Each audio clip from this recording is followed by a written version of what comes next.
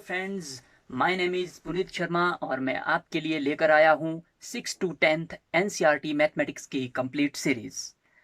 सो बने रहिए मेरे चैनल के साथ और अगर आपको वीडियो अच्छी लगे तो इसे लाइक करें, शेयर करें, कमेंट करें और चैनल को सब्सक्राइब करना ना भूलिएगा। So without taking so much time, let's start the video.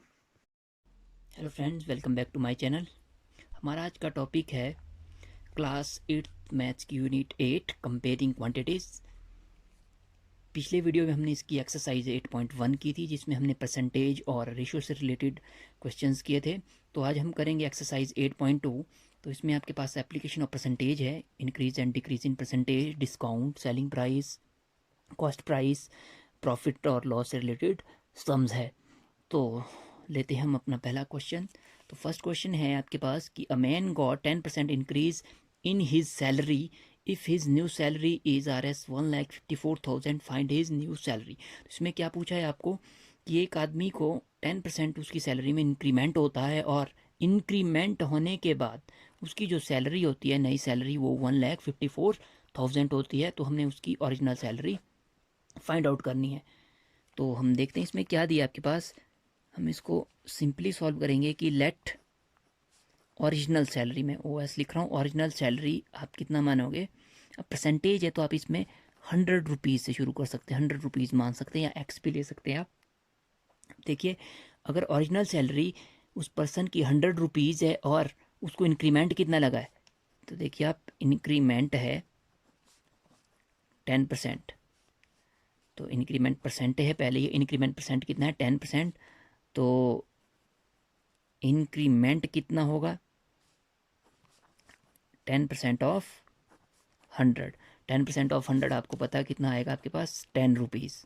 10% of 100 आप फाइंड आउट कर सकते हैं, 10/100 मल्टीप्लाई बाय 100, तो कितना आएगा आपके पास, 10 रुपीज़। तो इसी हिसाब से उसकी न्यू सैलरी कितनी होगी, देयरफॉर जो न्यू सैलरी वो क्या होनी चाहिए, जो ओरिजिनल सैलरी थी 100 प्लस जो इंक्रीमेंट था उसमें कितना लगा, 10 रुपीज़। 10 रुपीज़ किस हिसाब से लगा, 10% के हिसाब से, क्योंकि आपको इसमें 10% दिया था इंक्रीमेंट। तो उसकी सैलरी बनती है 110 रुपीज़। अब आप यहाँ देखिए कि जब उसकी ओरिजिनल सैलरी 100 रुपीज़ थी तब उसकी न्यू सैलरी कितनी होगी, 110 रुपीज़। तो इस तरह से हम इसमें लिख सकते हैं कि व्हेन न्यू सैलरी, NS लिख रहा हूँ मैं, new salary is equal to 110, then original salary कितनी थी आपके पास, 100 रुपीज़। जब नई सैलरी 110 है तो ओरिजिनल सैलरी कितनी थी, 100। तो इसी तरह से हम लिखेंगे कि व्हेन न्यू सैलरी इज 1, उस टाइम ओरिजिनल सैलरी कितनी होगी फिर, 100/110, 110। देखो, न्यू सैलरी 110 थी तो ओरिजिनल थी आपके पास 100। जब न्यू सैलरी 1 है तो होगी 100/110। एंड व्हेन जो न्यू सैलरी वो आपको कितनी दी है, 1,54,000, तो ओरिजिनल सैलरी कितनी होगी, 100/110 मल्टीप्लाई बाय 1,54,000। तो इसको हम सॉल्व करेंगे। यहाँ पे देखिए 0 0 ये कैंसिल हो जाएगा, ये भी 11 से कैंसिल हो जाएगा। देखिए 11 1 ज़ा 11, 4 बच गया, 11 4 ज़ा 44, ये 3 0 है इसमें, तो ये कितना बन जाएगा, 1,40,000। तो ओरिजिनल सैलरी कितनी होगी उस पर्सन की, 1,40,000। तो हम क्या लिखेंगे लास्ट में, therefore original salary of man is equal to 1,40,000 rupees. तो इस तरह से ये बहुत ही सिंपल सा सम था। अगर आप इसमें 100 की जगह एक्स लोगे तो आपने क्या लेना, इंक्रीमेंट 10%, तो यहाँ बन जाएगा 10% ऑफ एक्स। तो 10% ऑफ एक्स फाइंड आउट करना पड़ेगा आपको, फिर उसी तरह से न्यू सैलरी बनेगी। तो उस तरह से थोड़ा सा ये लंबा सा हो जाएगा। अगर आप उसको सिंपली करना है तो आप 100 रुपीज़ लें, इसी तरह से इसको सॉल्व करें, ये बहुत ही सिंपल हो जाएगा फिर सम। हम देखते हैं next question. Next sum is on Sunday 845 people went to zoo and on Monday only 169 people went to zoo. अब देखिए, संडे को 845 लोग गए हैं जू में और मंडे को 169 9। तो आपने फाइंड आउट करना है कि what is the decrease in percent of people visit the zoo on Monday, कि मंडे को कितने परसेंट डिक्रीज हुए पीपल जो जू में गए। तो सबसे पहले हम ये लिखेंगे स्टेटमेंट इसकी, नंबर ऑफ पीपल विजिट जू ऑन, पहले संडे था, संडे को कितने पीपल गए थे 845। फिर निकालेंगे नंबर ऑफ पीपल विजिट जू ऑन मंडे, मंडे को आपके पास के हैं 600, कितने गए थे 169। तो कितने कम हुए, तो हम निकालेंगे सबसे पहले decrease in people went to zoo on Monday, कितने कम हुए, तो हम करेंगे 845 माइनस 169, कितने कम हुए, तो इसको माइनस करेंगे तो ये हो जाएगा 676।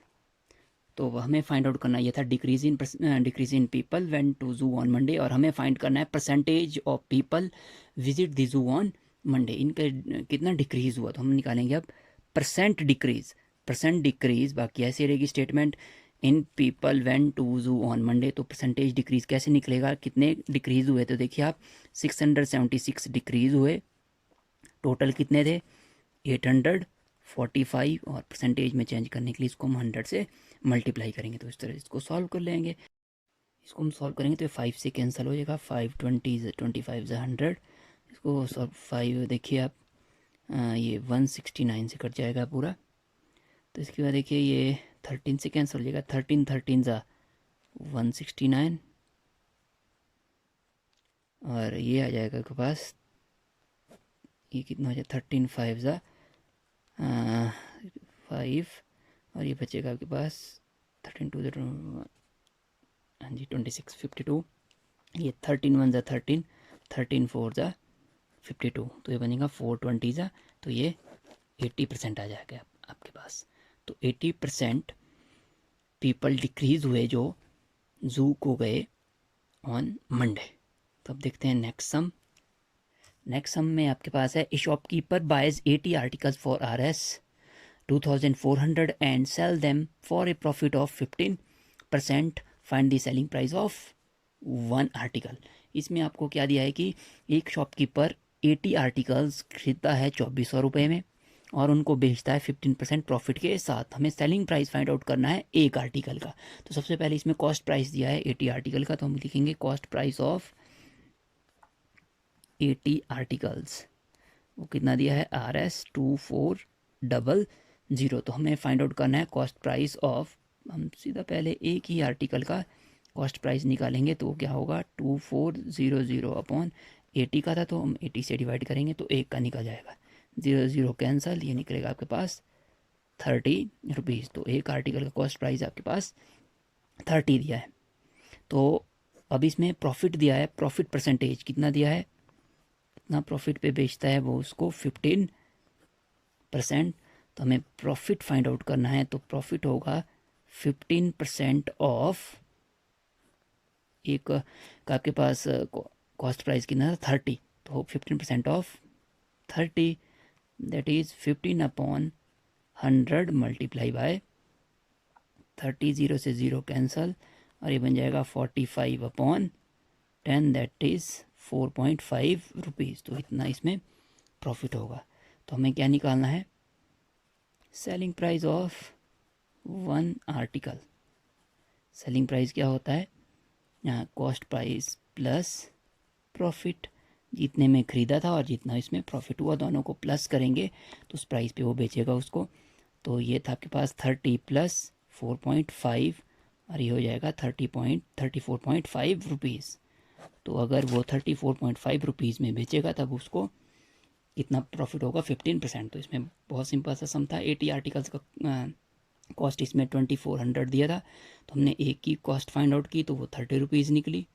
तो इसमें प्रॉफिट दिया था 15%, तो 15% ऑफ हम ईच आर्टिकल का निकाल रहे हैं, तो एक आर्टिकल की कॉस्ट प्राइस 30, तो 15% ऑफ 30 वो आपके पास आया ₹5, तो सेलिंग प्राइस भी आपके पास एक आर्टिकल का आएगा ₹34.5।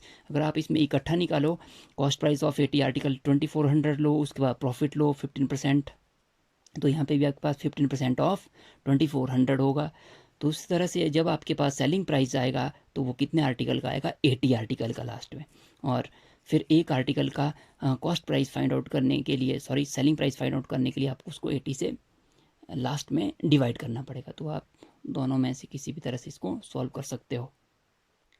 Next sum is cost of an article was 15,500 and Rs 450 were spent on its repairs, and if it is sold for a profit of 15%, find its selling price. तो आपको इसमें दिया है कि एक आर्टिकल का कॉस्ट प्राइस आपको दिया 15,500 रुपीज़ और इसमें 450 रुपीज़ इसके रिपेयर पे खर्च हुए हैं।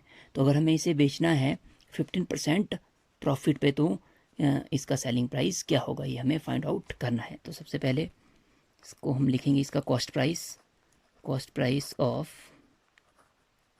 Article is Rs 15,500। इसके बाद इसमें 450 रुपये रिपेयर पे खर्च किए हैं, तो मनी स्पेंट ऑन रिपेयर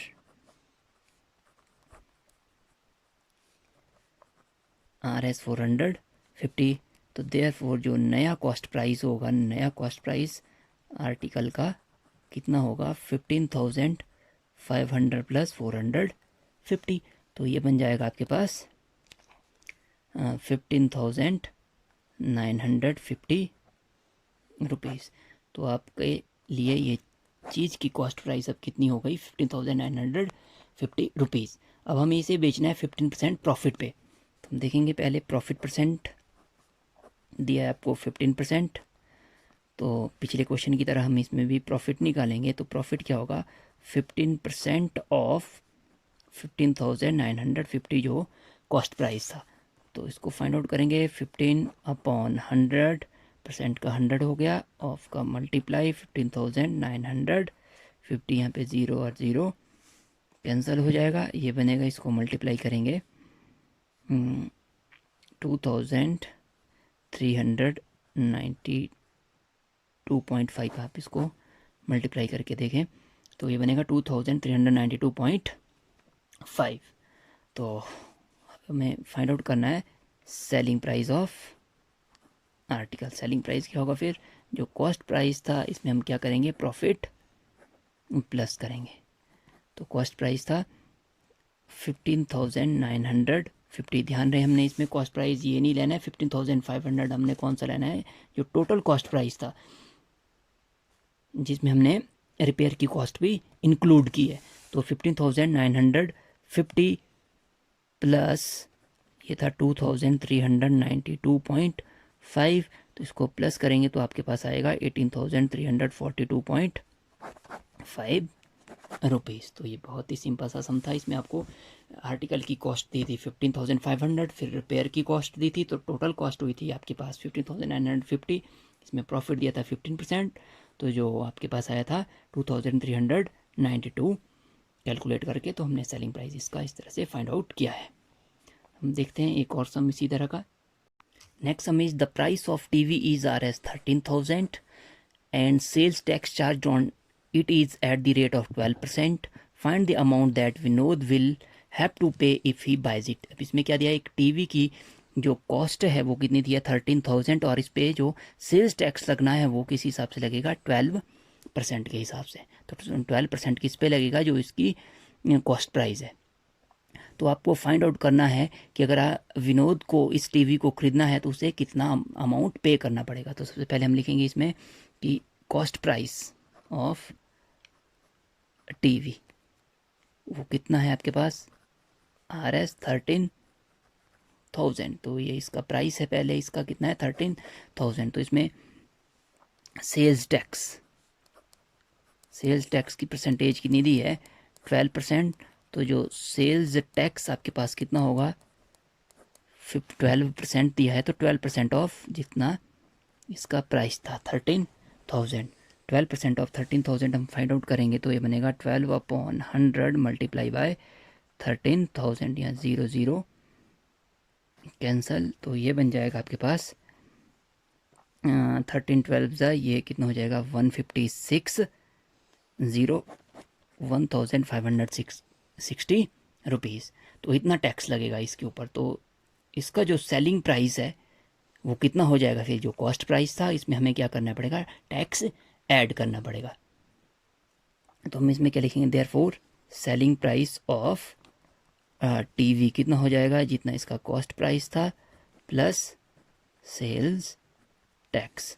तो कॉस्ट प्राइस था 13,000 प्लस 1,560, तो ये बन जाएगा 14,560 रुपीज़। तो हम क्या लिखेंगे, therefore the amount that Vinod will have to pay, क्या लिखेंगे लास्ट में, द अमाउंट दैट विनोद